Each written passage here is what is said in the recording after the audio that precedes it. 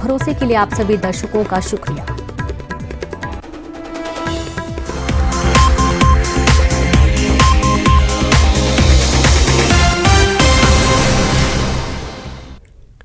नमस्कार, बहुत स्वागत है आपका एमपीसीजी सुपरफास्ट 100 खबरों के साथ। मैं हूं रीनू। सबसे पहले बात करेंगे रीवा से बड़ी खबर की। शादी समारोह में नाचते नाचते मौत हुई। दोस्त की शादी में नाच रहा था शख्स और इसी दौरान युवक को हार्ट अटैक आ गया। अस्पताल पहुंचने पर डॉक्टरों ने उसे मृत घोषित कर दिया। कानपुर से रीवा आई थी बारात और इसी दौरान जब दूल्हे की शादी में दोस्त नाच रहा था, आप देखेंगे कि सराफा पहने जो युवक है वो नाच रहा है और इसी दौरान उसे अचानक से हार्ट अटैक आता है। वो गिर पड़ता है। अन्य लोग उसे देखते हैं। अस्पताल पहुंचाया जाता है और यहां पर डॉक्टर उसे मृत घोषित कर देते हैं। कानपुर से रीवा बारात आई हुई थी और नाश्ते के दौरान ये पूरा घटनाक्रम सामने आया है। आसपास जो लोग वीडियो बना रहे थे, उस वीडियो के सामने आने के बाद से ये स्पष्ट हुआ कि नाचते नाचते युवक की हार्ट अटैक से मौत हुई है और तुरंत अस्पताल पहुंचाया गया। डॉक्टरों ने देखा और मृत घोषित कर दिया। जानकारी आई कि हार्ट अटैक की वजह से युवक की जान गई है। रीवा में जिस तरह से दोस्त की शादी में युवक की डांस के दौरान अचानक हार्ट अटैक से मौत हुई, ठीक उसी तरह से 14 दिसंबर साल 2022 को सिवनी में भी शादी समारोह के दौरान मंच पर महिलाएं नाच गा रही थीं। तभी हार्ट अटैक से एक महिला की जान चली गई। आनन फानन में लोग महिला को अस्पताल ले गए। डॉक्टरों ने जांच के बाद बताया कि हार्ट अटैक से महिला की जान चली गई।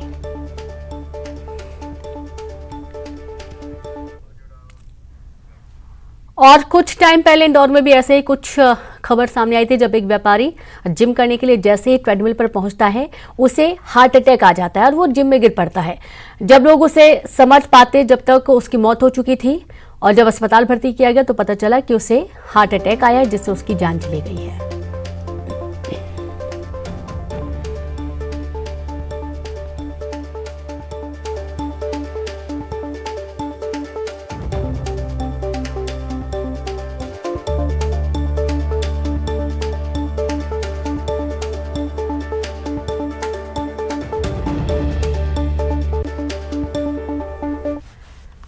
और खबर भोपाल से, आप देखिए कि सियासत के नए नए मुद्दे सामने आते रहते हैं। प्रदेश में नदियों के शुद्धिकरण पर अब सियासत हो रही है। कांग्रेस ने कमलनाथ सरकार के कामों को गिनाया। कांग्रेस सरकार में 400 करोड़ से काम करने का दावा किया गया। ट्रस्ट बनाकर नदियों के संरक्षण पर किए गए काम। नर्मदा, शिप्रा, ताप्ती, मंदाकिनी को लेकर तैयार की थी योजना। कांग्रेस ने कहा बीजेपी सरकार ने योजना को ठंडे बस्ते में डाल दिया। तो अब कांग्रेस ने एक नया मुद्दा उठाया है नदियों के शुद्धिकरण का। और आप ये देखिए कि लगातार नए नए मुद्दों को होड़ मची रहती है और कई बार ये भी देखा जाता है कि साफ सफाई हो चाहे कोई अच्छा काम हो, उसकी क्रेडिट लेने की भी जो होड़ होती है वो भी पार्टियों में बनी रहती है। तो वहीं नदियों के शुद्धिकरण को लेकर सियासत, कांग्रेस ने कमलनाथ सरकार के कामों को गिनाया। कांग्रेस सरकार में 400 करोड़ से काम करने का दावा किया गया है। ये बताया गया कि ट्रस्ट बनाकर नदियों के संरक्षण पर काम किए गए। बीजेपी सरकार ने योजना को ठंडे बस्ते में डाल दिया। संवाददाता वासु चौरे जुड़ गए। वासु, अलग अलग मुद्दे आते रहते हैं सियासत में और इस बार कांग्रेस ने नदियों के शुद्धिकरण का मुद्दा उठाया है। बिल्कुल, देखिए ये बात समझनी होगी कि मध्य प्रदेश नदियों में गहरी आस्था वाला प्रदेश रहा है।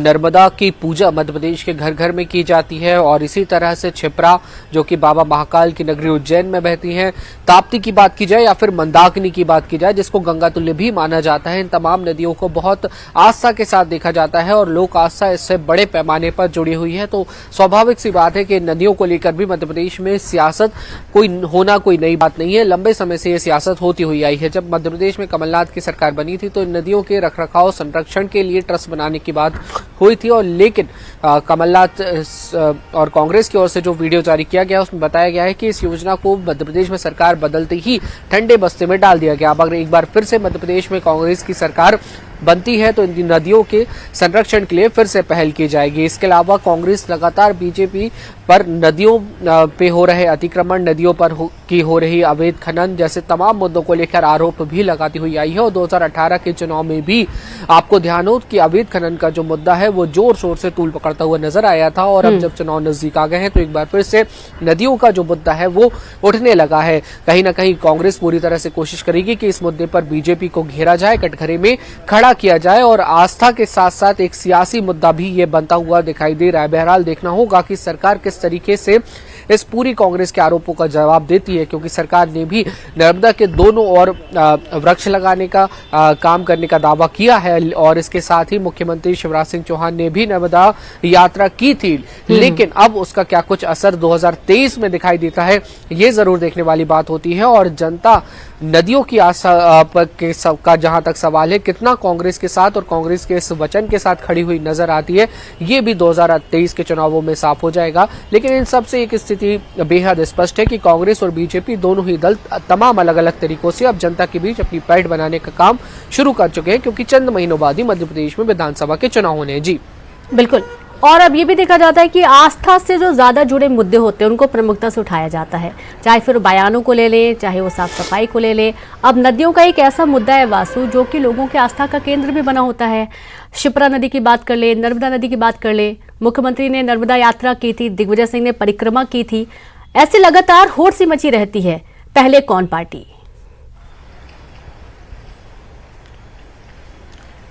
निश्चित तौर पर देखिए, मां नर्मदा की अगर जहां तक बात की जाए तो मध्य प्रदेश का लगभग एक बड़ा इलाका नर्मदा नदी के इर्द गिर्द और आसपास बसता है और मुख्य आस्था का केंद्र नर्मदा नदी रही है। और इस तरह छिप्रा, मंदाकिनी और रोकना चाहूंगी वासु, मैं आपको रोकना चाहूंगी।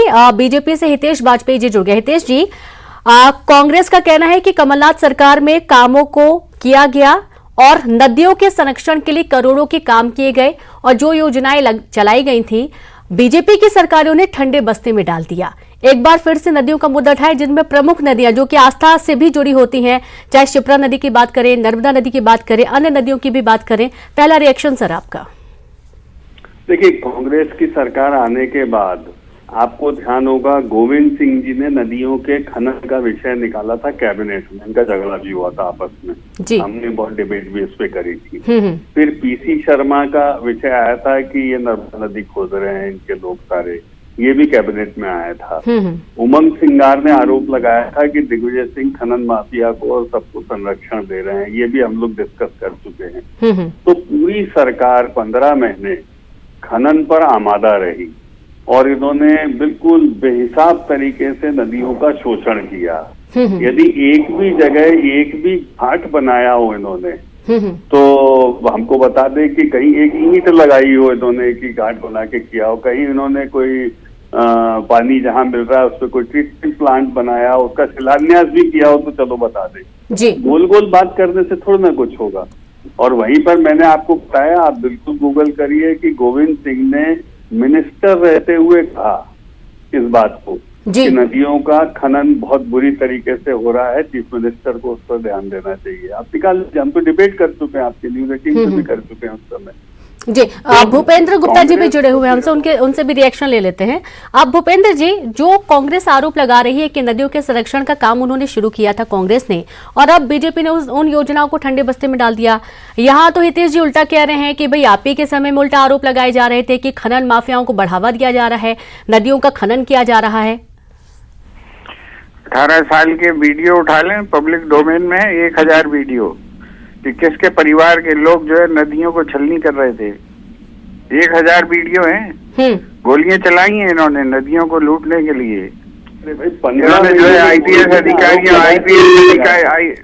पूरी सुन लीजिए, अब हमने आपको बड़े चैन से सुना। आईपीएस अधिकारियों की हत्या हुई है इस प्रदेश में नदियां। गोविंद सिंह ने आरोप लगाया। अभी अपनी सूरत देखिए, फिर गोविंद सिंह जी की बात करेंगे हम। अपनी शकल तो देख लीजिए पहले। ये किसके राज में हुए ये हत्याएं? ये गोविंद सिंह और उमर सिंगार का नाम ले रहे हैं, जिस वक्त कहा गया था कि दिग्विजय सिंह के संरक्षण में सब कुछ हो रहा है। ऐसे 100 बयान है बीजेपी के बड़े नेताओं के, 100 बयान है बीजेपी के बड़े नेताओं के। आज के बयान बताता हूँ, छतरपुर में इनके जो है नेताओं के बयान पढ़ लीजिए, किस किस के नाम लूं मैं। ये लुटेरे जो है, ये जो है ये नदियों के लुटेरे हैं। और इस पाखंड और इस जो है बेशर्मी से बचने के लिए इन्होंने घोषणा की कि हम जो है नदियों को जीवंत नदी का दर्जा देंगे। जीवंत नदी का दर्जा देने से जो है घड़ियाल खत्म हो जाते हैं, हितेश जी का ये भी कहना है, हितेंद्र जी, हितेश जी का ये भी कहना है कि कांग्रेस की सरकार में एक भी घाट बनाए हो तो बताइए। घाट बनाने से नदियां बचती हैं, तो कि जो है नदियों का जीवन बचाने से नदियां बचती हैं। ये घाट बना के तमाशा करके और भ्रष्टाचार करने के लिए जो काम करा इन्होंने, इनसे पूछें कि पेड़ लगाए थे, कहाँ है वो 6 करोड़ पेड़? बता दें हितेश वाजपेयी, 6 करोड़ पेड़ गिनवा दीजिए आप, जिसमें आपने लूटा इस प्रदेश को। एक आखिरी रिएक्शन हितेश जी का, जी बहुत शॉर्ट में सर, एक आखिरी रिएक्शन हितेश जी का। देखिए रेणु जी, आप प्रयास की एक ईंट बता दीजिए, आखिरी क्यों भाई, हमारा भी लीजिए, एक ट्रीटमेंट प्लांट बना दीजिए, कुछ भी बता दीजिए, हमने ये किया। आपने नर्मदा जी को लूट लिया पूरा, हम मान लेंगे। आपने नर्मदा जी को लूट लिया पूरा, आरोप लगाए। व्यापारी बाबा को आपने नर्मदा जी सौंपी थी, उसका क्या हुआ? नहीं सुनना, अब चूंकि बात क्लियर नहीं हो पा रही है, देखना यह है कि अब जनता किस पर ज्यादा भरोसा करती है। बहुत शुक्रिया जुड़ने के लिए, तमाम बातचीत करने के लिए। तो वहीं छत्तीसगढ़ में पहले अंतर्राष्ट्रीय मैच को लेकर लोगों में काफी उत्साह देखने को मिल रहा है। और बता दें कि भारत न्यूजीलैंड के बीच खेले जाने वाला सीरीज का दूसरा मैच रायपुर में 21 जनवरी को खेला जाएगा, जिसके लिए लगभग सभी तैयारियां पूरी कर ली गई हैं। आज दोनों टीमें रायपुर पहुंचेंगी, जहां 20 जनवरी को अभ्यास करेंगी। मैच को लेकर लोगों में काफी उत्सुकता है। मैच के सारे टिकट बिक चुके हैं।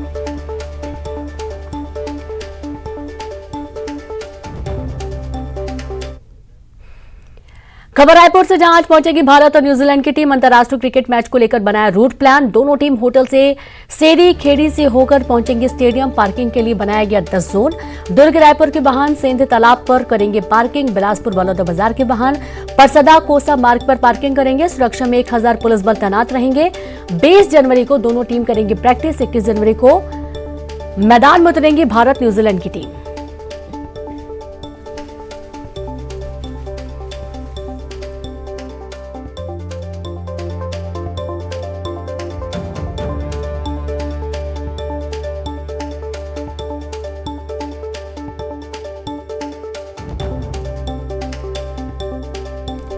और चलिए सीधे रुक करेंगे रायपुर से, संवाददाता ममता जुड़ गई हैं। ममता, बेसब्री से इंतजार है फैंस को कि कब यहां पर मैदान में इंडिया और न्यूजीलैंड की टीम उतरेंगी और वो सामने से मैच को देख पाएंगे। पहला अंतर्राष्ट्रीय मैच है और जाहिर सी बात है इसको लेकर काफी उत्सुकता भी है लोगों में। कैसी खास तैयारियां देखी जा रही हैं?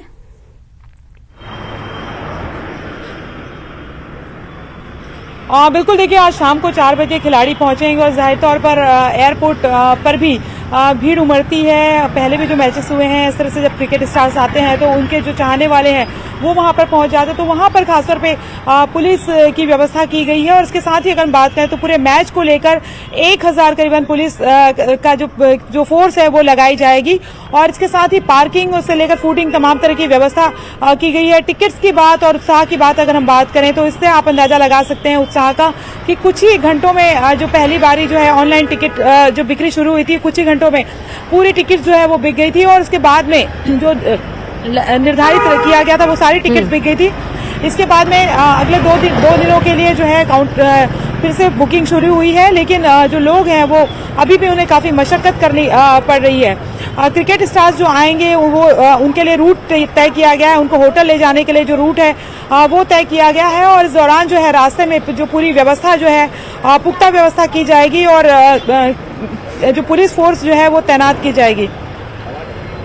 शुक्रिया आपका ममता जानकारी के लिए। तो इस तरीके से पुख्ता व्यवस्था यातायात को भी बनाए रखने के लिए और इसे कंट्रोल करने के लिए भी पूरा प्लान तैयार कर लिया गया है और कल ही टीम पहुंचने वाली है। सतना से बड़ी खबर है, आईपीएस के घर चोरी की कोशिश की गई। आईपीएस आशुतोष बागरी के घर में चोर घुसा। सीसीटीवी कैमरे में चोर की तस्वीरें सामने आई हैं। राजेंद्र नगर स्थित निवास पर चोरी की कोशिश हुई। वर्तमान में आईपीएस आशुतोष बागरी मुरैना में तैनात है। तो ये देखिए वीडियो सामने आया है, संवाददाता शिवेंद्र जुड़ गए। शिवेंद्र, मालूम पड़ा कि ये कौन सा चोर है जो कि घर के अंदर दाखिल हो जाता है और बड़ी आसानी से चोरी की वारदात को अंजाम देने की कोशिश करता है? देखिए, इस पूरे मामले की पुलिस ने अब जांच शुरू की है। मैं आपको बता दूं कि सतना के राजेंद्र नगर गली नंबर 3 में ये आशुतोष बागड़ी जो कि मुरैना के पुलिस अधीक्षक हैं, इनका आलीशान मकान बना हुआ है। चोर बाउंड्री को कूद कर अंदर जाता है और पूरे घरों की तलाशी लेता है, लेकिन दरवाजा खोलने में, कमरों का दरवाजा खोलने में नाकाम होता है। ऐसे में चोर नीचे उतर कर जो वहाँ पे बाइकें खड़ी थी उनका पेट्रोल चोरी करके रफू चक्कर हो जाता है। इस पूरे घटनाक्रम का वीडियो सामने आया है, सीसीटीवी फुटेज सामने आया है और ऐसे में अब एक बड़ा सवाल उठ रहा है कि जब आईपीएस का घर सुरक्षित नहीं है तो आम नागरिकों का क्या होगा। इस पूरे मामले में अब सिटी कोतवाली पुलिस ने जांच शुरू कर दी है और जो सीसीटीवी फुटेज है उसके आधार पर चोर की तलाश कर रही है। जी, कोई शक, कोई आशंका किसी पर, शिवेंद्र?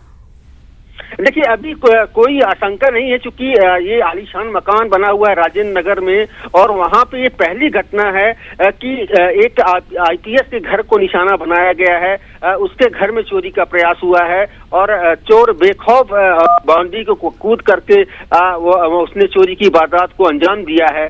तो पुलिस इस पूरे मामले की जांच कर रही है। जो संदेही हैं, जो इस तरह से चोरी में लिप्त रहते हैं, उनको चिन्हित कर रही है और सीसीटीवी फुटेज के आधार पर उस अज्ञात चोर की तलाश कर रही है, लेकिन अभी तक कोई सुराग पुलिस को हाथ नहीं लगा है। जी, बहुत शुक्रिया आपका जानकारी के लिए शिवेंद्र। तो आप देखिए कि आईपीएस के घर में चोरी की वारदात हो जाती है और तस्वीरें देखकर ये मालूम पड़ता है कि कहीं ना कहीं चोर को घर के बारे में